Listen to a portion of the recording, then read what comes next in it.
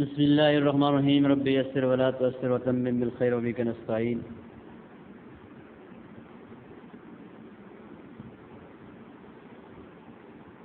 باب في العيادة، یہ باب عیادت کے بیان میں ہے. قال حدثنا عبد العزيز بن يحيى قال اخبرنا محمد بن سلمة عن محمد بن اسحاق عن الزهري عن عروة عن أسامة بن زيد قال خرج رسول الله صلى الله عليه وسلم يعود عبد الله بن أبي في مرضه الذي ماب فيه.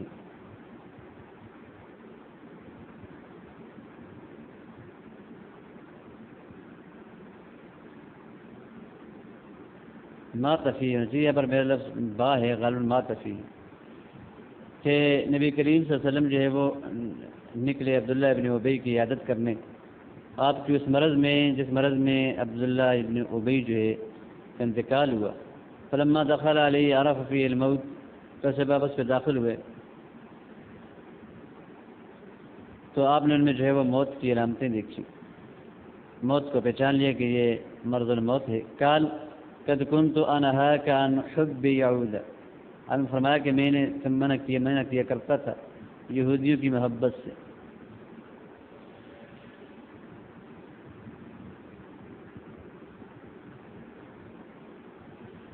قال فقد ابغضهم اسعد بن زرارة فمه.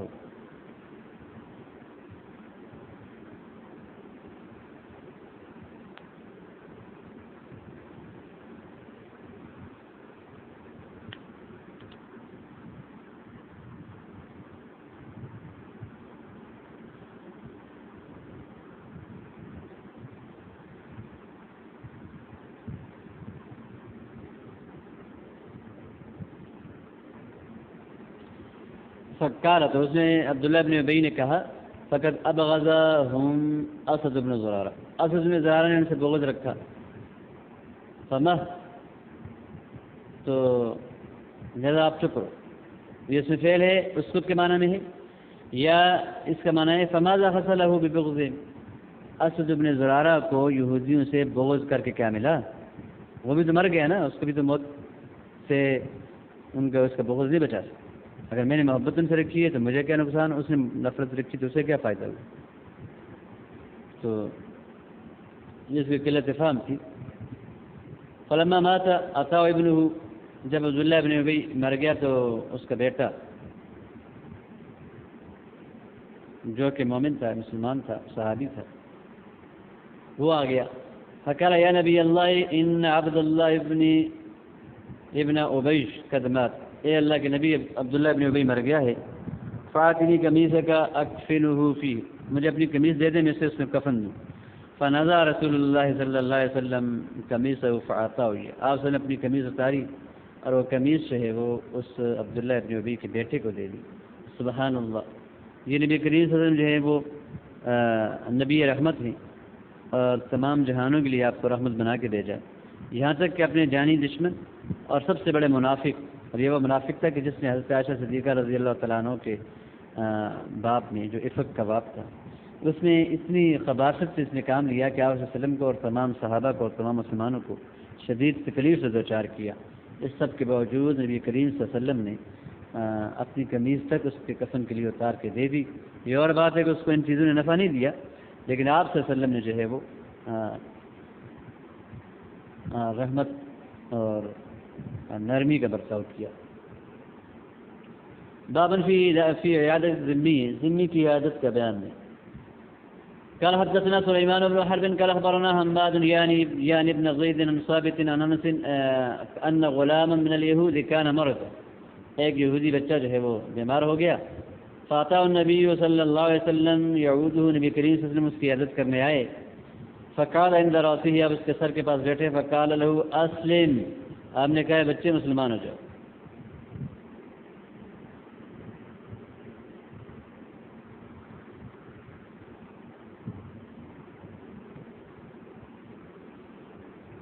فنظر الى ابی وعند راسه، اس نے اپنے باپ کی طرف دیکھا، ذرا حال ہے کہ اس کا باپ اس کے سر کے پاس بیٹھا تھا. فقال له ابوه اطیع ابا القاسم، اس کے باپ نے بچے سے کہا کہ ابو القاسم کی اطاعت کرو، مان جاؤ. فاسلم، وہ بچہ مسلمان ہو گیا. فقام النبي صلى الله عليه وسلم وهو يقول الحمد لله الذي انقذه بي من النار. آپ اٹھے اس حال میں کہ آپ فرما رہے تھے تمام تعریفیں ذات کے لیے ہیں جس نے میرے سبب اس بچے کو آگ سے بچا لیا. اگر یہ آگ کافر مرتا تو پھر یہ آگ میں چلا جاتا، اللہ نے اس کو بچا لیا. اس حدیث کے اندر جو ہے وہ مشرک سے استخدام اور اس کی عادت جب وہ بیمار ہو جائے تو اس کا جواز معلوم ہوتا ہے.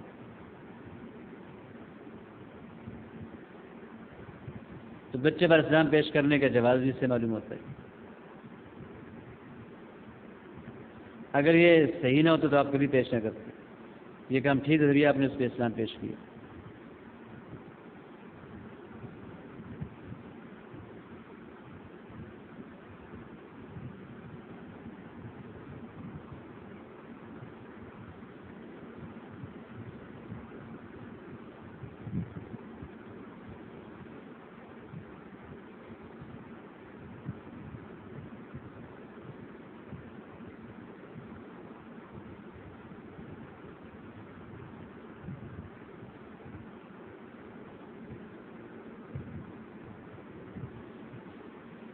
تو پھر جو ہے صلی اللہ علیہ وسلم کی برکت سے وہ بچہ مسلمان ہو گیا اور اللہ نے جو اس کو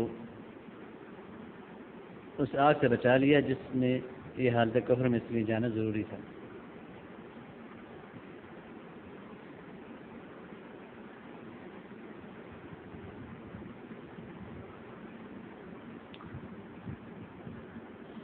باب المشي في العيادة، عیادت میں چل کے جانا. قال حدثنا احمد بن حنبل قال اخبرنا عبد الرحمن بن مهدي عن سفيان عن محمد بن المنكدر عن جابر قال كان النبي صلى الله عليه وسلم يعودني ليس براكب بغلا ولا برزونا. نبی کریم صلی اللہ علیہ وسلم جو ہے وہ میری عیادت کرنے آتے تھے تو وہ کسی خچر پر یا کسی گھوڑے پر سوار نہیں ہوتے تھے.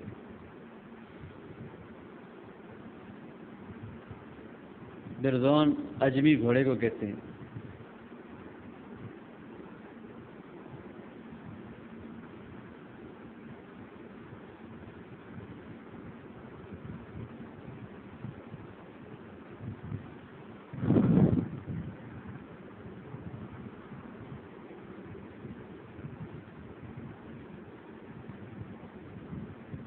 برزون یہ البرزون الترکی من الخیل، ترکی گھوڑا. یہاں پر مطلق گھوڑا مراد ہے. اس حدیث کی جو ہے وہ تخریج بخاری ترمذی میں بھی ہوئی ہے. یہاں پر یہ ہے کہ آپ چل کے آتے تھے.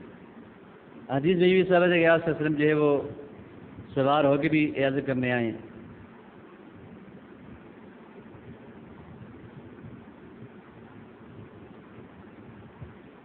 نبی کریم صلی اللہ علیہ وسلم جو ہے وہ سعد بن عبادہ کی جو ہے وہ عیادت کی اور آپ گھوڑے پہ سوار ہو کے آئے تھے، گدے پہ سوار ہو کے آئے تھے. اور جابر کی حدیث میں آتا ہے کہ نبی پاک صلی اللہ علیہ وسلم میرے پاس آئے عیادت کرتے اور ابوبکر اور آپ دونوں پیدل چل کے آئے. مریض کی عیادت کے لیے سوار ہو کے جانا یا پیدل جانا یہ سب سنت ہے.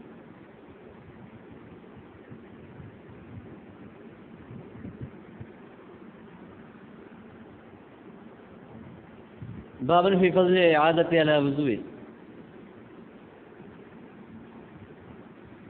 قال حدثنا محمد بن عوف التائي قال اخبرنا الربيع بن روح بن خليد اخبرنا محمد بن خالد قال اخبرنا الفضل بن دلهم الواسطي عن ثابت البناني عن انس بن مالك قال قال رسول الله صلى الله عليه وسلم من توضا، جس نے وضو کیا، فاحسن الوضوء، اور اس نے وضو بڑے اچھے طریقے سے کیا، یہ پورا مکمل کامل وضو کیا، تین بار ہر اعضاء کو دھویا. وعاد اخاہ المسلم، اور اپنے مسلمان بھائی کی عادت کی، محتسبا، ثواب سمجھتے ہوئے، طالبا للثواب، ثواب طلب کرتے ہوئے، نہ کہ باقی اغراض دنیا میں سے کسی غرض کے لیے۔ بوئد من جہنم مسیرۃ 70 خریفا، اسے جہنم سے 70 خریف کی مسافت دور کر دیا جاتا ہے۔ قلت یا ابا حمزہ وما الخریف، تو کہتے میں نے کہا اے ابو حمزہ یہ خریف کیا ہوتا ہے؟ قال العام، تو کہا جس سال، ایک سال کا خریف کہتے ہیں، 70 سال کی مسافت۔ تو بہت بڑی فضیلت ہے عیادت کی۔ کوئی بھی اچھا کام وضو کر کے کرنا چاہیے، اور مسلمان کو ہر وقت باوضو رہنا چاہیے۔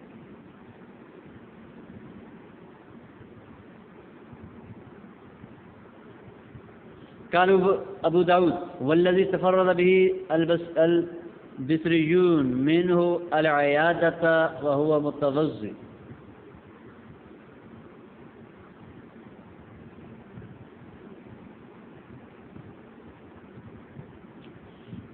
اس حدیث کے اندر جو بصریوں نے جس چیز میں تفرد اختیار کیا ہے وہ یہ ہے کہ جی من توضأ فاحسن الوضوء، یہ الفاظ ان کے زیادہ انہوں نے ان الفاظ کو نقل کیا، ان کے علاوہ کسی اور نے ان الفاظ کی روایت نہیں کی۔ یعنی آپ نے جو ہے وہ باوضو ہو کے جو ہے وہ عیادت کی فضیلت بیان کی، باوضو عیادت کی۔ منذری کہتے ہیں کہ اس حدیث کی سند کے اندر فضل ابن دلہم بصری ہیں، اور کہا گیا کہ یہ واسطی ہے۔ یحییٰ ابن معین کہتے ہیں کہ یہ ضعیف الحدیث ہے، اور مرہ کہتے ہیں اس کی ان کی حدیث صالح ہے۔ امام احمد بن حنبل کہتے ہیں کہ لا یحفظ، یہ چیزوں کو یاد نہیں رکھتے۔ بہت سی چیزیں انہوں نے ذکر کی جن میں غلطی کی، اور مرہ یہ بھی کہتے ہیں۔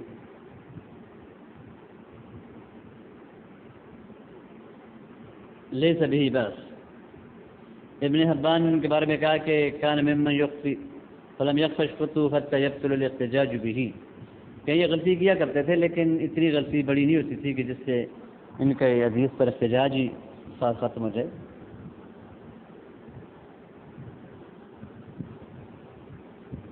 البتہ کسی حدیث میں یہ منفرد ہوں تو پھر وہ قابل احتجاج نہیں ہوتی، ان کے توابع مل جائیں تو پھر وہ حدیث قابل احتجاج بن جاتی ہے۔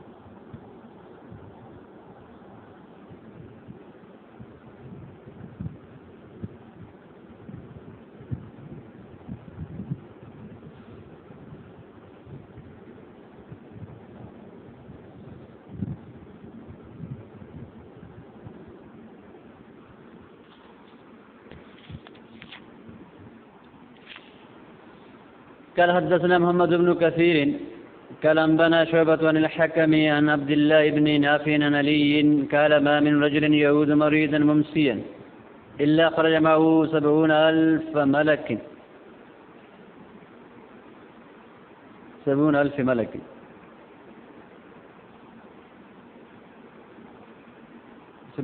ملك يستغفرون له حتى يصبح۔ کوئی آدمی ایسا نہیں ہے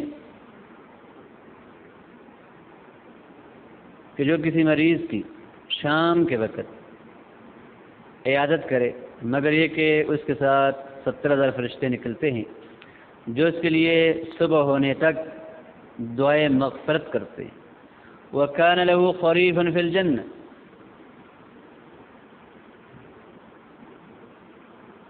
تو اس کے لیے ایک جنت میں باغ ہو جاتا ہے۔ وَمَنْ أَتَاهُ مُصْبِحًا، اور جو آدمی اس مریض کے پاس صبح کے وقت آتا ہے، خرج معه 70,000 ملک، اس کے ساتھ بھی 70,000 فرشتے نکلتے ہیں۔ يستغفرون له حتى يمسي، اس کے لیے دعائیں مغفرت کرتے ہیں شام ہونے تک۔ وَكَانَ لَهُ خَرِيفٌ فِي الْجَنَّةِ، اور اس کو ایک باغ جنت میں مل جاتا ہے۔ تو یہ بہت بڑی فضیلت ہے عیادت کی۔ عیادت کا طریقہ اور سنت یہ ہے کہ جب آپ عیادت کرنے جائیں تو بہت کم وقت وہاں پر رہیں، اتنا نہ بیٹھیں کہ مریض جو ہے آپ سے اکتا جائے، اور ایسی باتیں بھی نہ کی جائیں کہ مریض کو جو ہے آپ مایوس کر دیں، یا موت کی باتیں یا موت کی سختی کی باتیں جس سے وہ اور پریشان ہو جائے، تو اس کو تسلی دی جائے، اس کے لیے دعائیں شفا کی جائے۔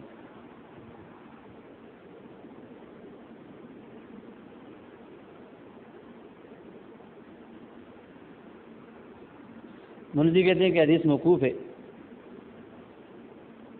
اور امام ابو داؤد کہتے ہیں کہ وَمُسْنَدُ هَذَا عَنْ عَلِيٍّ مِنْ غَيْرِ وَجْهٍ صَحِيحٍ عَنِ النَّبِيِّ صلی اللہ علیہ وسلم، غیر وجہ صحیح پر یہ علی سے نبی پاک سے یہ منسوب بھی ہے، علی کی روایت سے۔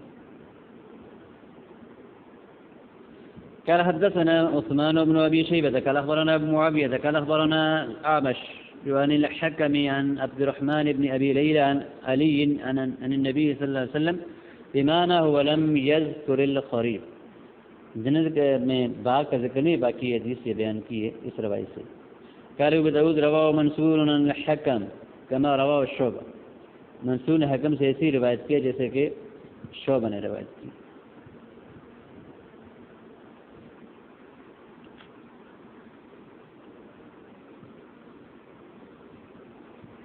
یعنی شعبہ کی روایت میں جیسے خریف کا ذکر ہے، اس لیے منصور عن الحکم کی روایت کے اندر بھی خریف کا ذکر ہے۔ قال حدثنا عثمان بن ابي شيبه قال اخبرنا جرير عن منصور عن الحكم عن ابي جعفر عبد الله بن نافع قال وكان نافع غلام الحسن بن علي، نافع یہ حسن بن علی رضی اللہ تعالی عنہ کے غلام تھے۔ قال جاء ابو موسى الى الحسن ابن علی یعود، ابو موسیٰ جو ہے وہ حسن کے پاس، حسن ابن علی کے پاس آئے ان کی عیادت کرتے ہوئے، عیادت کے لیے۔ قال ابو داود وسا کا معنی حدیث شعبہ، اور اس کے بعد جو ہے وہ شعبہ کی حدیث کا جو معنی تھا یہ استغفار ملائکہ والا اور خریف والا، وہ بھی ذکر کیا سند حدیث کے اندر۔ قال ابو داود اسند هذا عن علي عن النبي صلى الله عليه وسلم من غير وجه صحيح۔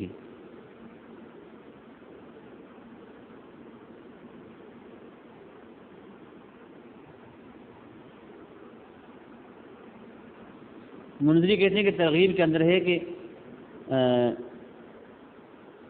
عن علی رضی اللہ تعالیٰ عنہ قال سمعت رسول اللہ صلی اللہ علیہ وسلم يقول ما من مسلم يعود مسلما غدوة إلا صلى عليه 70,000 ألف ملك حتى يمسي، وإن عاد عشية إلا صلى عليه 70,000 ملك حتى يسبق وكان له خريف في الجنة۔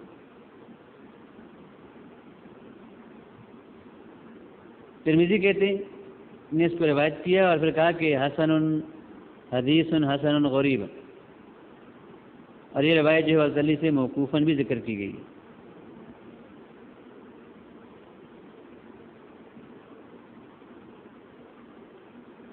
ابن ماجہ نے اس کو مرفوعاً ذکر کیا ہے، اور اس کے شروع کے اندر یہ الفاظ زیادہ ہیں اذا عاد المسلم اخاه نشا في خرافة الجنة حتى يجلس واذا جلس غمرت الرحمة، یہ الفاظ بھی ہیں کہ جب کوئی مسلمان اپنے بھائی کی عیادت کرتا ہے تو وہ جنت کے باغوں میں گویا کہ چل رہا ہوتا ہے، جب وہ چلتے ہوئے جاتا ہے ایسے جیسے جنت میں چل رہا ہے، یہاں تک کہ وہ بیٹھ جائے، اور جب وہ بیٹھتا ہے تو اس کو رحمت ڈھانپ لیتی ہے۔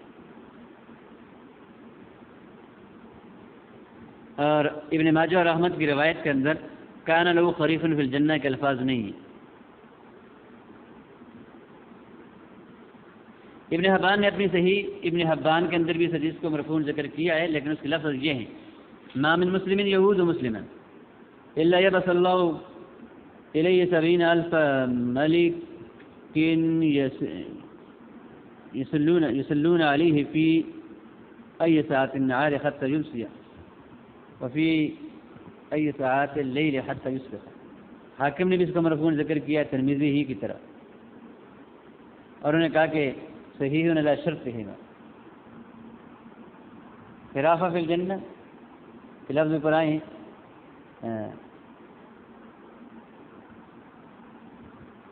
اجتناء ثمر الجنہ، جنت کے پھل چننا، جنت کے پھلوں میں چنتے جیسے گزر رہا ہو۔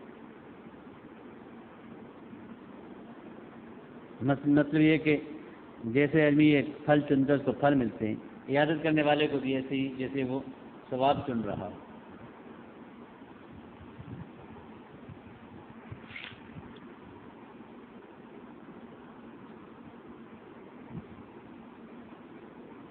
باب فی العیادۃ مرارا،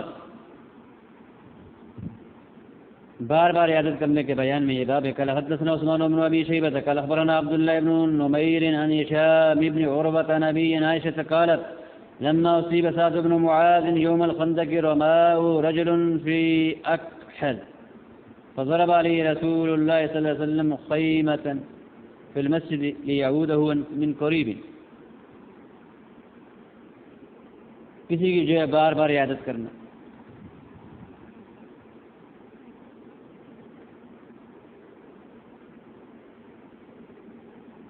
عائشہ طریقہ سے روایت سے فرماتی ہے کہ جب سعد بن معاذ کو خندق والے دن زخم لگا، تکلیف پہنچی، غزوہ خندق غزوہ احزاب بھی کہا جاتا ہے۔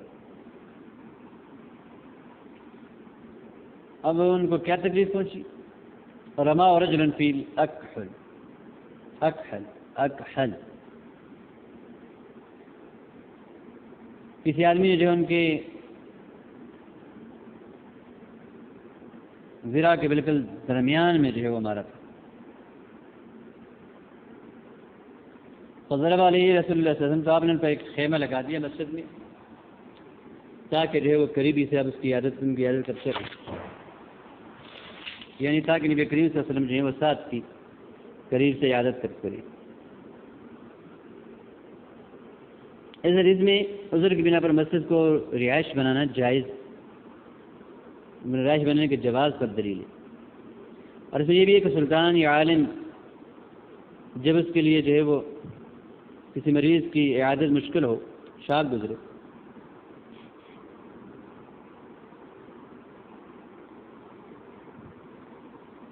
تو پھر مریض کو اس جگہ پہ لایا جائے جہاں پر اس کی عیادت کر سکے اور اس کو قریب۔ منذری کہتے ہیں کہ اس حدیث کو امام بخاری اور مسلم دونوں نے صرف تخریج کی ہے۔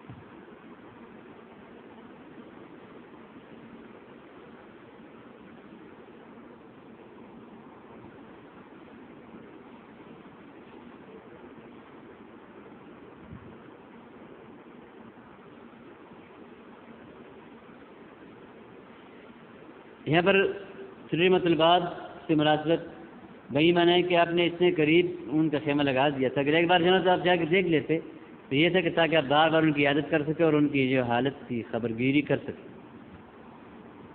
اس لیے جو ہے وہ مسجد میں قریب ہی جو ہے وہ خیمہ لگا دیا گیا۔ باب العیادت من الرمد، رمد سے عیادت، یعنی رمد کی وجہ سے سر سے عیادت، اور رمد را اور میم کے زبر کے ساتھ۔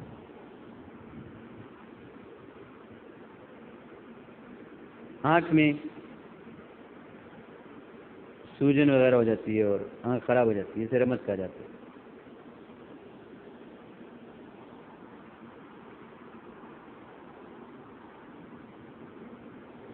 آنکھ کی بیماری ہے۔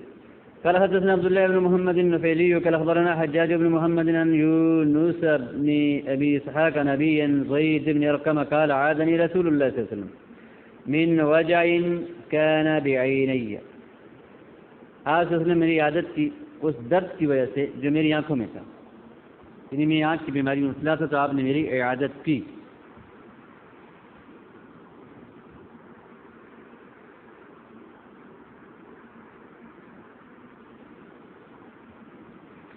اس سے پتہ چلتا ہے کہ اگر مرض بہت زیادہ خوفناک نہ ہو اور بہت شدید نہ ہو تب بھی جو ہے وہ عیادت کرنا مستحب ہے۔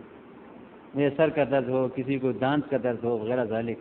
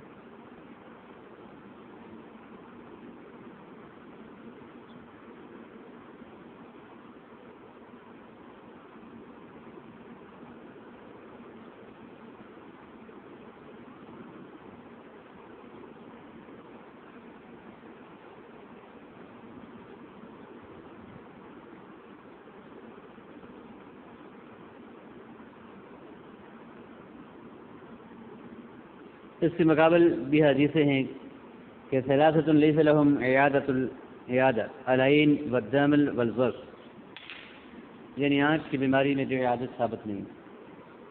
اس کے بعد حنفیہ سے یہ روایت کی گئی کہ رمد میں اور داڑھ کے درد میں عیادت خلاف سنت تھی۔ اشارے کہتے ہیں کہ حدیث سے ان کو رد کرتی ہے۔ حنفیہ یہ کہتے ہیں کہ یہ ابن داؤد کا جو ترجمہ ہے یہ حجت ہی بن سکتا ہے کسی غیر کو۔ بہرحال حدیث الباب سے منذری نے سکوت اختیار کیا، قابل احتجاج ضرور ہے لیکن اتنی بھی نہیں کہ تفصیل بھی انہوں نے نہیں کی اس حدیث کی۔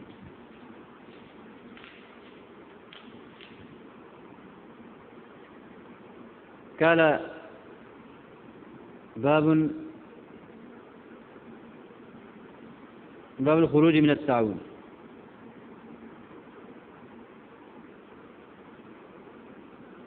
طاعون سے نکلنے کے بیان میں یہ باب ہے۔ قال حدثنا كان نبي عن مالك عن ابن شهاب عن عبد الحميد بن عبد الرحمن بن زيد بن الخطاب عن عبد الله بن الحارث بن نوفل عن عبد الله بن عباس قال عبد الرحمن بن عوف سمعت رسول الله صلى الله عليه وسلم يقول إذا سمعتم به بأرض فلا تقدموا عليه وإذا بكى بأرض وأنتم بها فلا تخرجوا فرارا منه يعني الطاعون۔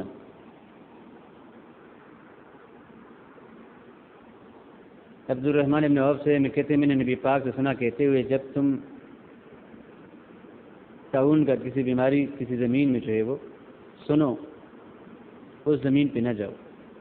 فَإِذَا بَكَى بِأَرْضٍ وَأَنْتُمْ بِهَا، لیکن جب یہ طاعون کی بیماری کسی زمین میں آ جائے اور تم وہاں موجود ہو فَلَا تَخْرُجُوا فِرَارًا مِنْهُ، تو اس طاعون سے بھاگتے ہوئے وہاں سے نہ نکلو۔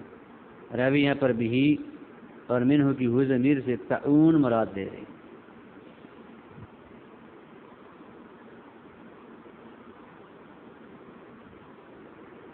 فلا تقدموا علیہ اذا بکا وانتم بها فلا تخرجوا، نہ جاؤ اگر موجود ہو تو وہاں سے بھاگو نہیں۔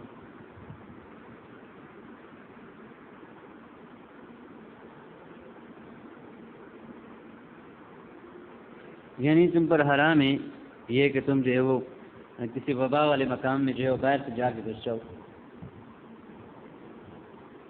اس لیے کہ اس کے اندر اپنے نفس کو ہلاکت میں ڈالنا ہے اور شریعت نے اس سے منع کیا ہے۔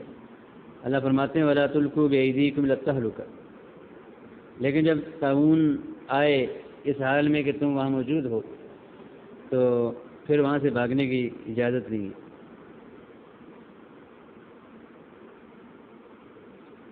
وجہ یہ ہے کہ جس جگہ طاعون آیا ہے اور آپ وہاں سے بھاگیں گے تو آپ کو پتہ نہیں ہے کہ طاعون کے جراثیم آپ کے اندر بھی سرایت کر چکے ہوں اور آپ وہاں سے کسی ایسی جگہ جائیں گے جو طاعون سے محفوظ ہے تو آپ اس جگہ کو بھی جو ہے طاعون زدہ کر دیں گے۔ قربان جائے نبی کریم صلی اللہ علیہ وسلم کی تعلیمات پر ہزارہ سال پہلے آپ کی کہی گئی بات آج دنیا اس پہ عمل کر رہی ہے، جو قرنطینہ کے نام پہ کہ جو آدمی جہاں وہاں ہی رہ جائے اور وبائی امراض والے شہروں سے دوسرے شہروں میں نہ جایا جائے۔ پوری دنیا کو لوگوں نے قرنطینہ کر دیا، اور یہ بھی ایک طرح کا قرنطینہ تھا نبی کریم صلی اللہ علیہ وسلم کا کہ آپ نے جو ہے وہ باہر سے اندر نہیں جانا اور اندر سے باہر وہاں سے نہیں آنا، تاکہ وبا پر جو ہے کنٹرول ہو سکے اور وبا جہاں وہیں پر باقی رہے۔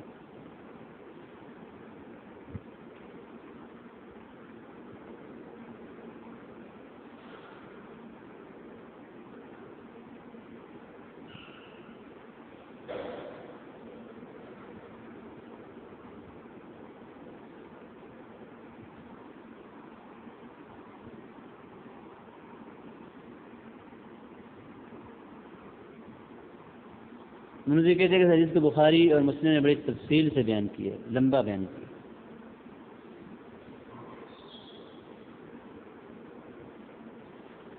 اور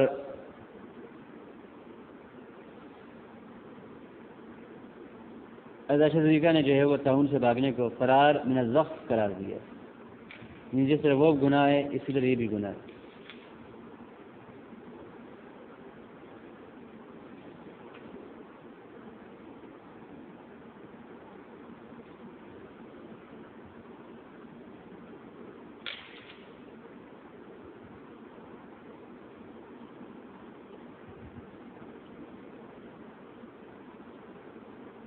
وبا کے اندر آدمی مر جائے تو اس کو شہادت ملتی ہے. جیسے شیخین نے انس کی حدیث نقل کی ہے کہ سمعت رسول اللہ صلی اللہ علیہ وسلم یقول الطاعون شہادہ لکل مسلم.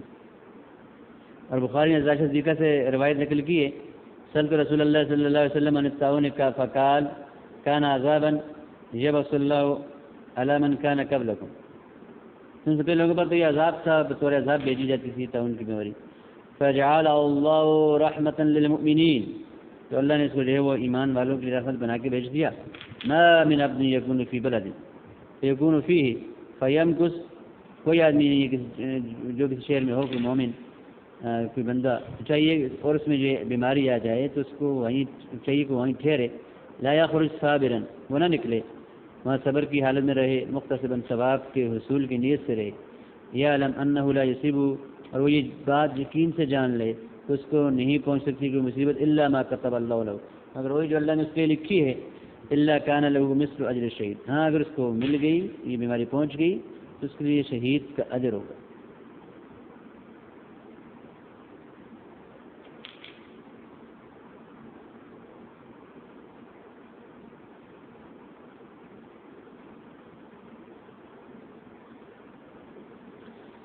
باب الدعاء للمریض بالشفاء عند العیادۃ، عیادت کے وقت مریض کے لیے شفا کی دعا کے بیان میں یہ باب ہے.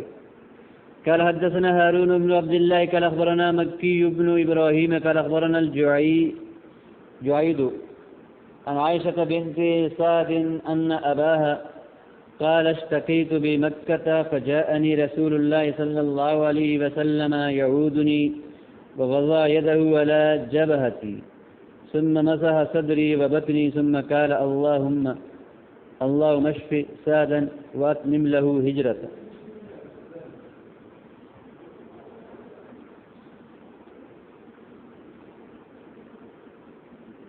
عائشہ بنت سعد سے روایت ہے کہ ان کے باپ کہتے ہیں میں نے مکہ میں جو ہے وہ میں بیمار ہو گیا. فجاءنی رسول اللہ صلی اللہ علیہ وسلم یعودنی، نبی پاک میری عیادت کرنے آئے. ووضع یدہ علی جبہتی، اور آپ صلی اللہ علیہ وسلم نے اپنا ہاتھ مبارک میرے پیشانی پہ رکھا. ثم مسح صدری و بطنی، پھر آپ نے میرے سینے اور میرے پیٹ کو ملا، مساج کیا میرے پیٹ اور میرے سینے کا. ثم قال، پھر آپ نے فرمایا، عرض کی اللہ سے درخواست کی دعا کی، اللہم اشف سعدا واتمم له ہجرتا، کہ اللہ سعد کو شفا دیجیے اور اس کی ہجرت کو مکمل کیجیے. اتمام ہجرت کی دعا جو کی حضرت سعد رضی اللہ تعالیٰ عنہ کے لیے، اس لیے کہ وہ بیمار تھے اور آپ کو یہ خوف تھا کہ یہ اسی جگہ میں کہیں انتقال نہ کریں جہاں سے انہوں نے ہجرت کی ہے. تو اللہ نے نبی کریم صلی اللہ علیہ وسلم کی اس دعا کو قبول کیا اور حضرت سعد کو اللہ نے جو شفا دی اور اس کے بعد وہ مدینہ جا کے مرے. اس حدیث کو امام بخاری نے بھی اس کی تخریج کی ہے اور اس سے زیادہ وہ حدیث مکمل ہے. اور ترجمۃ الباب سے مناسبت بنتی ہے اللہم اشف سعدا، یعنی آپ نے مریض کے لیے دعا کی، اور یہ باب ہے کہ عیادت کے وقت مریض کے لیے دعا کرنا. قال حدثنا ابن كثير قال اخبرنا سفيان عن منصور عن ابي وائل عن ابي موسى الاشعري قال قال رسول الله صلى الله عليه وسلم اطعم الجائع وعود المریض وفك العانی. جائے المضطر المسکین والفقیر، بھوکے کو جو مجبور ہو کھانے کی طرف، جو غریب ہو جو فقیر ہو اسے کھانا کھلاؤ. وعود المریض، اور مریض کی عیادت کرو. حافظ ابن حجر کہتے ہیں کہ ابن بطال نے کہا ہے کہ یہ بھی استعمال ہے کہ یہاں پر امر وجوب کے لیے، معنی یہ کہ بھوکے کو اتنا کھانا ضرور کھلانا چاہیے آپ پہ واجب ہے کہ جس سے اس کی جان بچ جائے. وفک الاسیر، وفک العانی، قیدی کو چھڑاؤ. اور یہ اگلا امر جو ہے وہ نظر کے لیے ہو سکتا ہے تاکہ آپ کے اندر تواصل محبت پیدا ہو.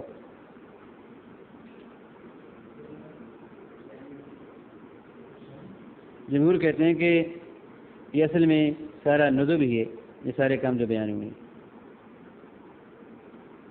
بعض اوقات یہ وجوب کے درجے میں پہنچ جاتے ہیں، جیسے اپنے قریبی رشتہ دار کی عیادت وغیرہ کرنا.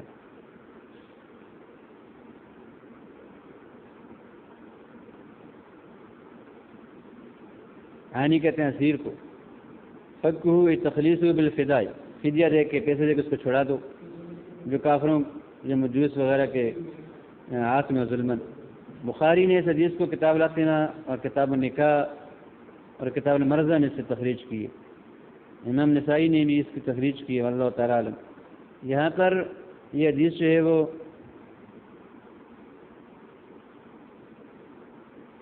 باب دعاء المریض بالشفاء عند العیادہ کے اندر لائی ہے، وجہ مناسبت جو ہے وہ ترجمہ الباب کے ساتھ سمجھ نہیں آ رہی، اور نہ ہی شارح نے یہاں پر کوئی وجہ بیان کی ہے۔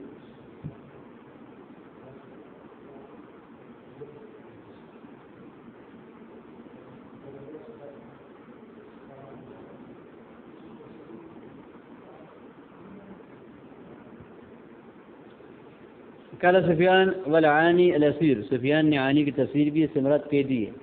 باب دعاء المریض عند العیادۃ، مریض کے لیے عیادت کے وقت دعا کرنا۔ قال حدثنا الربيع بن يحيى قال اخبرنا شعبة قال اخبرنا يزيد ابو خالد عن المنهال بن عمرو بن سعيد بن جبير عن ابن عباس عن النبي صلى الله عليه وسلم قال من عاد مريضا لم يحضر اجله فقال عنده 7 مرات، جس نے کسی مریض کی عیادت کی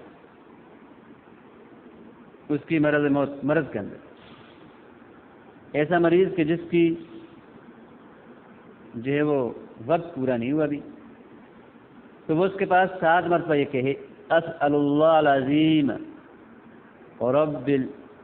رب العرش العظیم ان یشفیک الا عافى اللہ من ذلك المرض، اگر اس کی موت مقدر نہیں ہے اس مرض میں تو اللہ پاک اس کو ضرور شفا دے اس مرض سے۔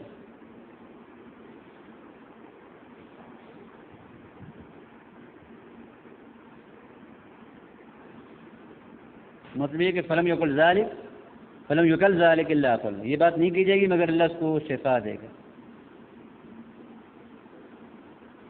ان یشفی،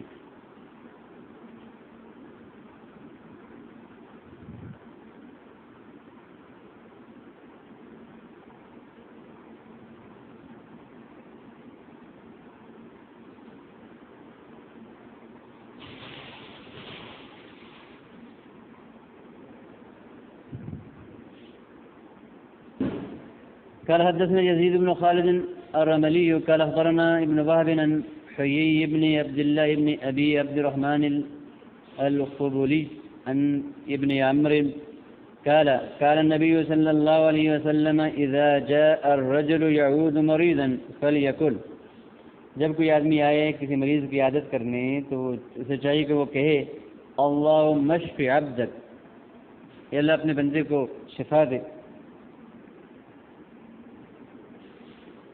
ينكى لك عدوا أو يمشي لك إلى جنازة،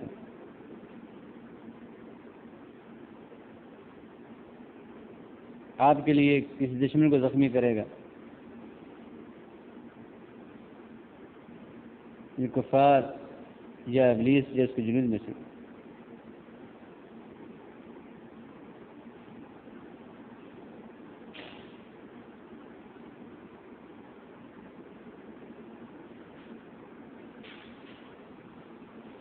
یا یہ کہ وہ چلے گا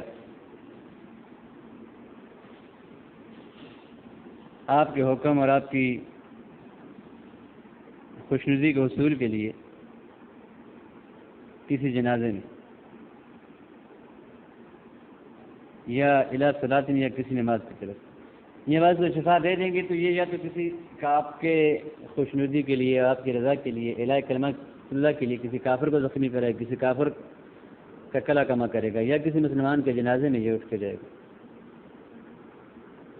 قال ابو داود قال ابن صف الى صلاۃ یمشی لک الى صلاۃ، یہ نماز سے اس جنازے سے نماز مراد ہے۔